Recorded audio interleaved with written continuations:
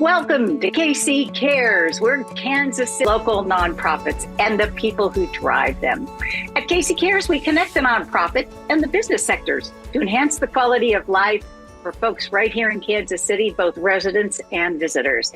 This KC Cares segment is brought to you by the Ewing Marion Kaufman Foundation, www.kaufman.org. I'm Ruth Baum-Biggis. Today on KC Cares, we're shining a light on an organization that is not just talking about change, but actively building it. The NIA Project is on a mission to support and uplift Black girls and women by creating opportunities, strengthening confidence, and expanding capacity in powerful and lasting ways. Through meaningful programming, strategic partnerships, financial support, they're working to reshape perceptions, improve outcomes, and ultimately change the narrative, not just in our own community, but across the country. Joining us today is someone at the heart of all that work, Terri Barnes. She's helping lead efforts that are opening doors, amplifying voices, and making sure Black girls and women have the resources and support they deserve to thrive. Terri, welcome to KC Cares. We're so glad to have you on the show today. Thank you so much for having me. I'm excited to be here. Well, I want to tell our listeners, buckle up, because this is a journey that has been through a few iterations. So I would love for you to share the beginnings of NIA Project and how that all moved forward. The beginning was a really long time ago. I tell everybody that the NIA Project is like 2.0 because this is the second nonprofit organization that I founded. I co-founded one called Tracy's Place in 1999. And we ran that program for about 15 years. And the goal of Tracy's Place was very focused on young girls 9 to 16. And so we didn't really know anything about running a nonprofit organization. We didn't have any connections. We didn't have any grants. We really didn't know anything about this space, but we knew we had to do something to support girls in our community. So we started the program. We ran it for 15 years, and we administratively let that program close after 15 years because although we felt like we were making an impact, we weren't making the kind of impact we wanted to make, and we really didn't understand how to make it more impactful. So we administratively let the program close, and I knew at that point, while we were raising families and raising kids and working in corporate America, I knew that I would come back to the space. And so when I retired, I knew I would start something, maybe you call it new, but 2.0. And what has expanded is now we added women. So it's not just for girls, but it's for the entire population of Black girls and women. Very interesting that you had a nonprofit and you let it, quote, sunset. Were there any particular things that you had to do, quote unquote, to shut it down? That's not something we hear about very often. Yeah, not really. I mean, if you don't submit your administrative filings each year, they administratively close it for you. And so since we knew we were closing the program, we notified them that we would be closing the program. And that gave us an opportunity to notify all of our participants. And over that time, we served about 300 girls. So we felt like we had really good footing. We felt like we were doing really good work, but it felt like we would have this wonderful experience twice a month, and we would send the girls back out into the environments they came from, and we really couldn't seal the deal. It was like, we share all this great information and we be on this cloud, and then we send them back into violent neighborhoods. We send them back into failing schools. And it was very difficult to keep that up. And so we decided to shut it down and continue to look for ways that we could provide support through mentoring and relationships we developed. But we decided to shut the nonprofit down. But you came back, and that's pretty amazing too. Often when we're talking with nonprofit leaders, they're saying, oh, I didn't realize how hard it is to get your 501c3 and blah, blah, blah, blah. So you didn't have enough. You wanted to come back for more. We came back for more. It was really fun. When we started Tracy's Place, we didn't know anything about nonprofits. All of us were in corporate America. We all had great jobs. And so we knew how to establish a 501c3. We could kind of read the general paperwork of how you do this thing to be official. But at that time, the nonprofit sector was very different than it is today. You didn't have Kaufman and Hall Family Foundation and all of these foundations inviting you to tea and coffee. You know, it was more, how do you get in? How do I ask for money? How do I do this thing? It was just very, very different. It was very, in my opinion, it was very closed. So we really didn't try very hard because we just didn't know anything about it. We didn't know anything about that world. And I think the entire 15 years we were in place, we received one grant. So we really just kind of bootstrapped it and we covered it based on our own expenses. We met at the W.E.B. Du Bois Learning Center. And during that time, I was also a volunteer at the W.E.B. Du Bois Learning Center. And I began to learn and understand the world of nonprofits from being in that particular space.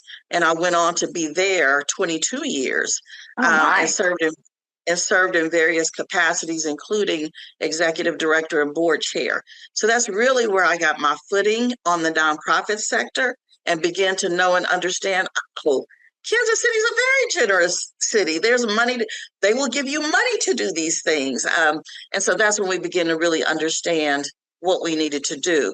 But when that happened, the Learning Center was going through a lot of changes. Mm-hmm. And it was an established organization. It had been around 35, 40 years at that particular time.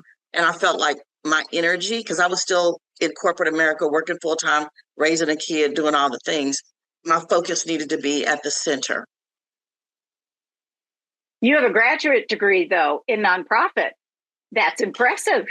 Well, I have a certificate from UMKC, not a graduate, it's not quite a graduate degree, but I do have a certificate in nonprofit services. Mm-hmm. Well, by that I meant you've got the lived experience. And I think that's Absolutely. So important. And that's what you seem to indicate, that you really learned a lot in those first 15 years of running your own nonprofit. So you decide to come back. Mm-hmm. Talk a little bit about NIA Project and how you then kind of reframed, but still had some of the kind of goals, perhaps, with the nonprofit.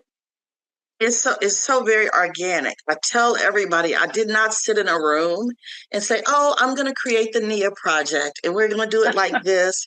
And we're going to have these objectives and these goals. It just didn't happen that way.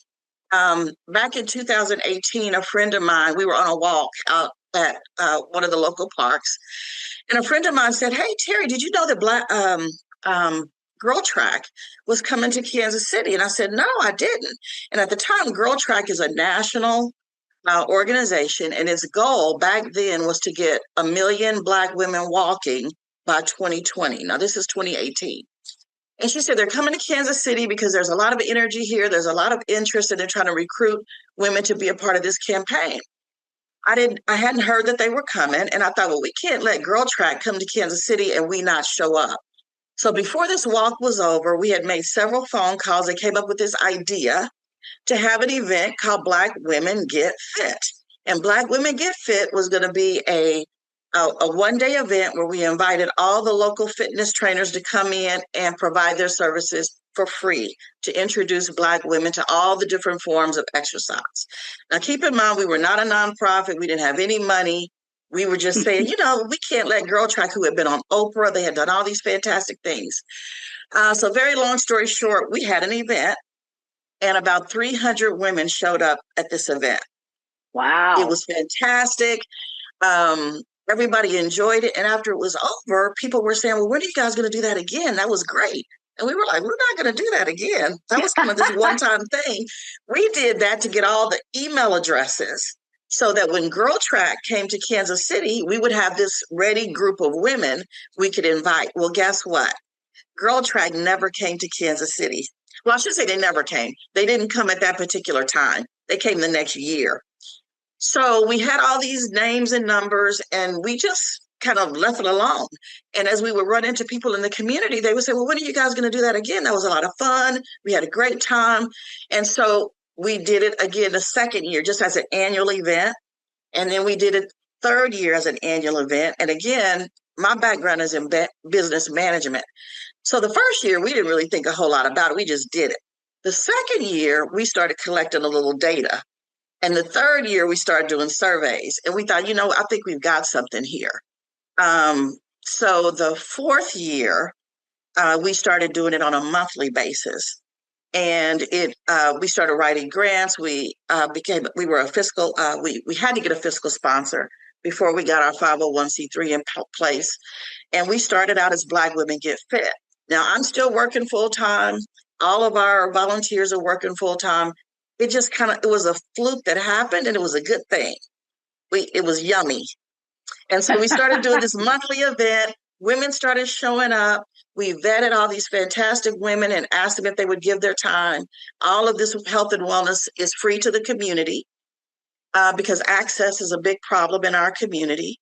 And so this year is our 9th year of offering Black Women Get Fit to the Kansas City community on a monthly basis. And of course, we ended up getting our 501c3 and organizing ourselves to where we could be a legitimate, if you will, organization. So that's how we started. No, please go ahead. So that's how we started. So about 3 years ago, lots of things were going on in the community around young people. And the mission was always Black women and girls, but we, who had gotten a little older, we were like, well, we don't have a social worker on board. There's a lot of issues we're not familiar with. None of us are connected to the school systems anymore. We just kept kind of kicking the can down the road. We kept waiting on somebody else to show up and offer programming for girls, and it just never happened. And a couple of years ago, there were several really horrible situations, domestic violence, where young girls were murdered. And then there was a case that I'm sure you remember. There was she was probably 25, 26. She put her baby in an oven. And as we were watching that on TV, I was like, we cannot keep not doing anything. We have got to go younger. And so we applied for a grant from the city, didn't receive it. And the next year, that an email came to me and said, hey, you applied for this grant last year. Would you be interested in it this year? Didn't have to reapply, just had to push a button and say I was interested. So I pushed the button, and about 6 weeks later, we got a notice that we received a $50,000 grant from KC Rebuild. And that's when we started our 8-week summer program for girls. So that's what launched that. And we opened the boutique. Kansas City was incredible. The women showed up, they donated clothes, and we opened a boutique in Crown Center because we didn't want to do a traditional program. We didn't want to beat girls over the head. We wanted them to have a fun experience, but we wanted to kind of slip in all the things that we thought were important. And most important is having a really good relationship, understanding how to have good relationships. So that's how the girls portion of our program started. And it has gone on from there. And this year we will be offering our third year that we will be offering girls programming for middle and high school girls. That's amazing. We're talking with Terri Barnes. She is the spirit, the founder behind the NIA Project, and lost my ear there, which is just fine. And talk about the boutique. I think this is a really cool aspect of your nonprofit. It is. It is. So we have so much fun in the boutique. And I'll tell you, it's something funny. You make assumptions, right? When we opened that boutique, it was not our intent to make it an upscale boutique because we just wanted donated clothing. We didn't want it to be a thrift store. We didn't want it to feel like a thrift store. We didn't want it to look like a thrift store because we wanted the girls to have an upscale experience. But we didn't have any idea of what people would donate to us. We were just going to display it beautifully. And it ended up that we just started getting really incredible pieces.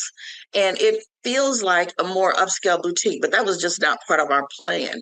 And it was so funny because young people don't remember upscale stores. So when we tried to explain what we were trying to create, and we would talk about Harsfelds and Wolfer Brothers and Chasnoffs and Adlers, and they would look at us Mm-hmm. like, "What are you talking about?"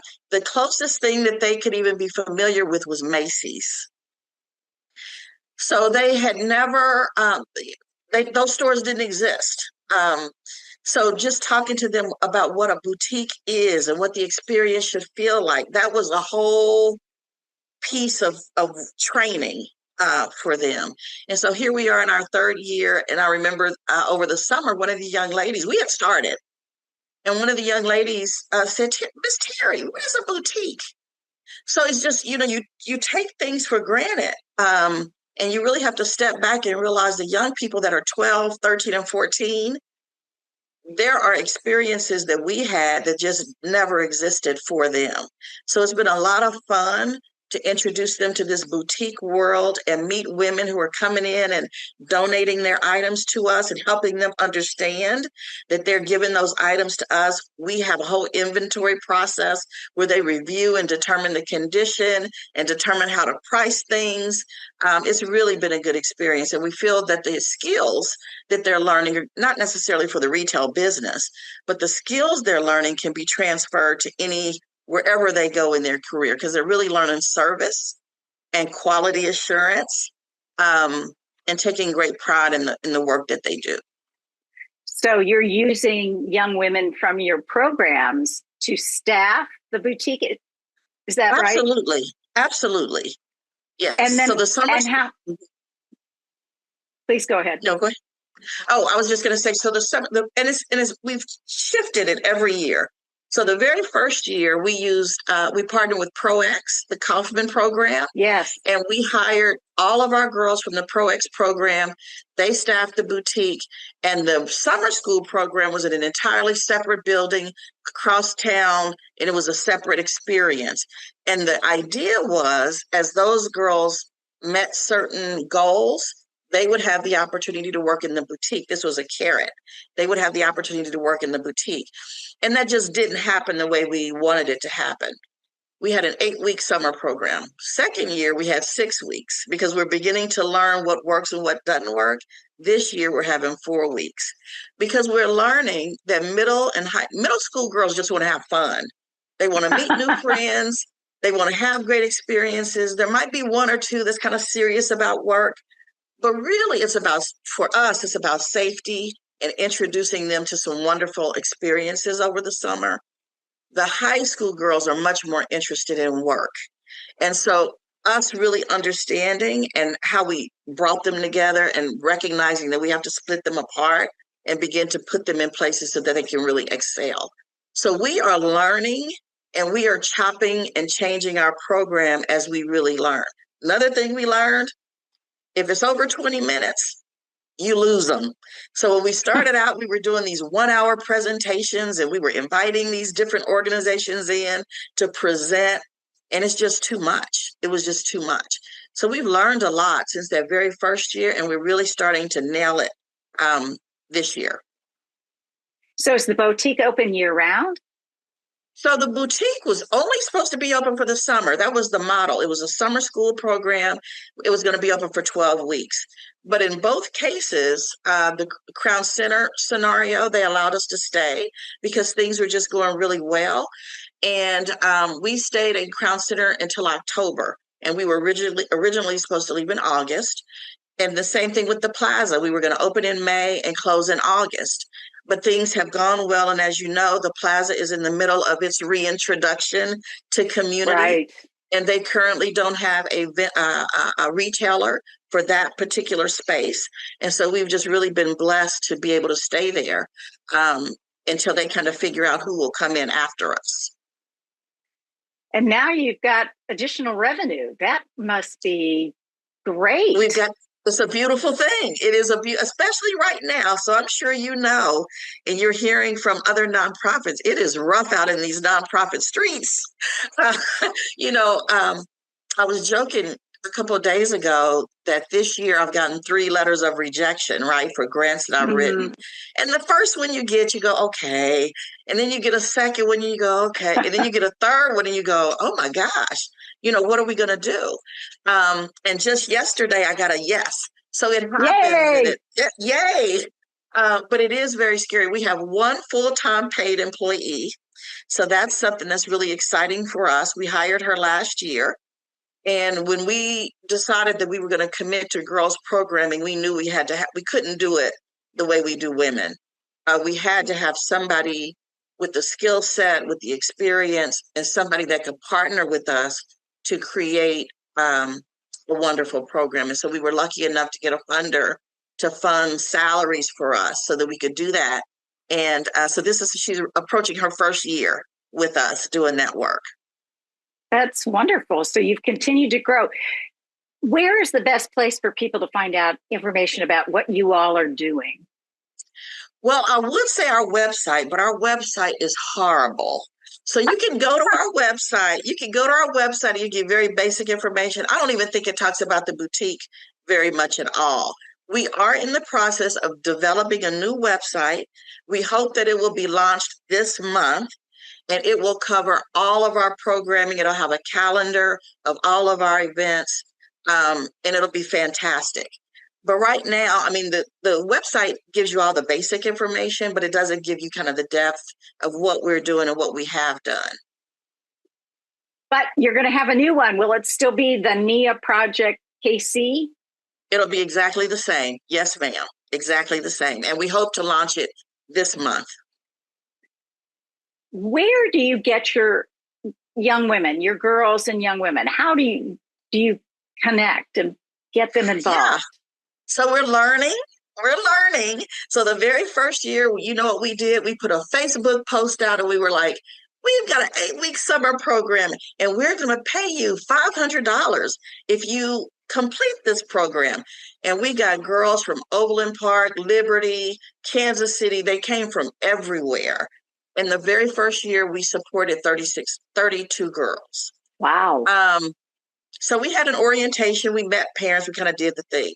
The second year, last year, we were much more, we didn't do this big open call because we only have one full-time paid employee.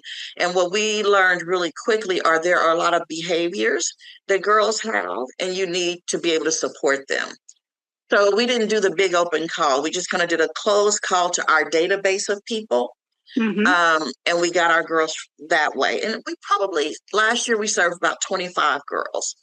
So this year we hired 12 ProX interns. So those girls are going to, again, stay dedicated to the store. And then we're going to do an open call, probably Kansas City Public School District footprint, mm-hmm. for other girls. And look for ways to try to make sure that we can make sure that they're successful. You've got a lot of things going on with the organization. One employee. With one employee, and you're there to guide and drive. How do you do it? How do you balance? How do you figure that, that sweet sauce point to be able to manage all of this? Well, I've learned something about myself at the end of my career into this career. Learned that I'm kind of a visionary. I would have never said that in my 40 years of work in corporate America. But what I've learned is when I see something that needs to be done, because my background is in management and administration, I'm able to pull the things together to get it done. And because I spent 22 years at the Du Bois Learning Center, which was an all-volunteer organization, that's where I get my energy. And so for me, I have lots of friends and family and people that I know, and I've learned that as long as you don't wear them out, they'll give you 2 hours. They'll give you 2 hours. They'll present this thing or they'll cover that thing. And so that's what we're trying to do now. We really want to stabilize and make sure that we have the best programming that we can have. And we really want to expand slowly. But we have some opportunities to scale and to reach more girls, and that's really what we want to do.